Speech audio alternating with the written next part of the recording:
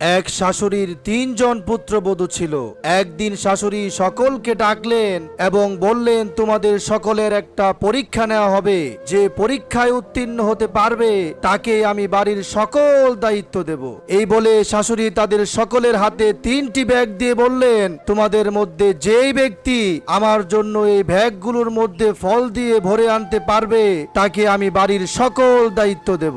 ছোট বউ ছিল অশিক্ষিত, সে ভাবলো মায়ের তো দাঁত নেই, তাই তার জন্য নরম এবং ভালো ফল নিয়ে যায়। মেঝে বউ ভাবলো শাশুড়ি কি আর ব্যাগ খুলে দেখবে, নিচে কয়টা পচা ফল দিয়ে উপরে কয়টা ভালো ফল নিয়ে যায়। বড় বউ ভাবলো ব্যাগ ভরলেই হলো, শাশুড়ি কি আর ব্যাগ খুলে দেখবে, তাই সে ব্যাগের মধ্যে অনেকগুলো ঘাস দিয়ে উপরে কয়টা ফল দিয়ে দিল। এরপর তারা ৩ জনে বাড়ি ফিরে আসলো। তখন শাশুড়ি বলল, তোমরা আমার জন্য যেই খাবার নিয়ে এসেছো সেই খাবার নিয়ে তোমরা